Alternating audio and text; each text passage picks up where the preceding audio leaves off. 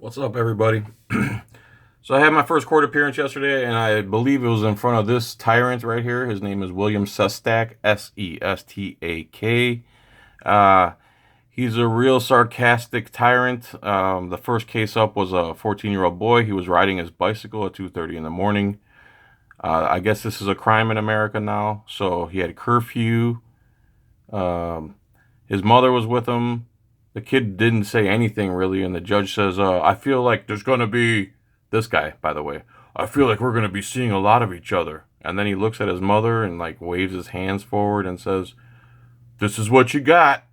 Like, totally degrading both of them. So yeah, you think a 14-year-old kid, who's riding his bike at 2:30, now that you've told him and you've taught him this lesson because you're the almighty tyrant, Judge Sestak.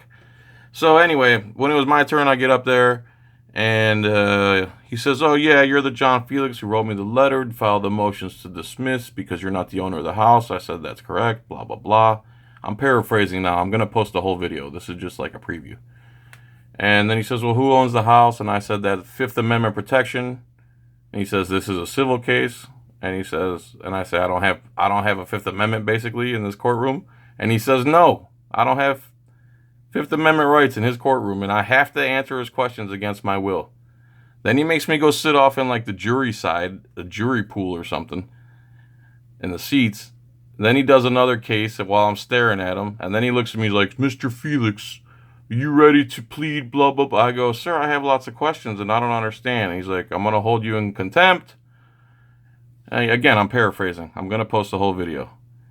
And he says, do you understand? I say, no, I do not understand, sir. And then he has his gang member bailiff use violence against me, lock me up. They take me back in the back, lock me in a small room where all the other inmates who are in shackles and shit are whistling and staring at me. I think I was in there about a half hour. I took a nap. I knew he wasn't going to do anything. He brings me back in.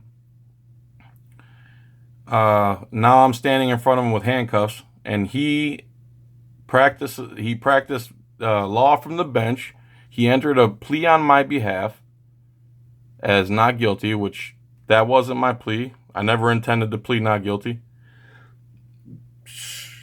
And I had prepared a bunch of stuff, a bunch of questions to ask, and he basically said the burden of proof is on me. I don't have constitutional rights in this courtroom. So when I came back, though, again, I'm going to play the video.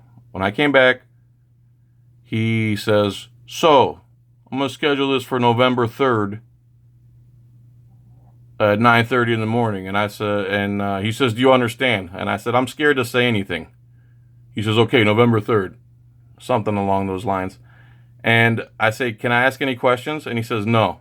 And then they take the handcuffs off me, give me all my stuff back. And then I go sit in the audience and stare at him. And then he takes like about a half-hour recess after a couple more cases. And then that's when I went outside in the hallway and started talking to Davila and Ojeda, where they claimed that I never gave them my address. And they challenged me. So, very interesting day. So this guy kidnapped me because I wanted to ask questions about my own case, and I wasn't following the format that he wanted to go through so he could steal as much money from the public as possible in the minimal amount of time. He doesn't need some guy like me going in there and asking questions about my case. So right away, he threatens me with violence. He's like, and he says, there's no violence. I said, can I have the rules of what construes contempt? No. You're not allowed to know what contempt is. You're not allowed to know what justifies being charged with contempt. He threatened me for like 180 days in jail, half a year, with no lawyer as I'm being cuffed and walked out. So anyway, this is a preview. I'm going to try to make it short. Thanks for watching again. I appreciate it. Go to eBay and type in Miss K976 if you want to support the channel. Buy one of my rings that I make by hand to the order. And sweet. Thanks for watching. Appreciate it. Again, this is a tyrant right here. This is Judge William Sestak, the tyrant, who gets off on stealing people's money for riding their bicycles, having trash in their yard, not having an address number posted on the front of the house. You know, it's always that you're guilty until you prove yourself innocent. You don't have constitutional rights in this courtroom. And there he is. I'm pretty sure 100%. I'm about 99.9% sure this is the guy. If I'm wrong, I will redact this picture and replace it or do something. But I'm pretty sure this is the guy. He looks like a fake tooth wannabe cool guy who doesn't understand what kind of tyrant he is. This is not an American right here. Just because he's in front of a American flag right there. They always say that tyrants will come disguised wearing the American flag or something along those lines. Anyway, thanks. Bye.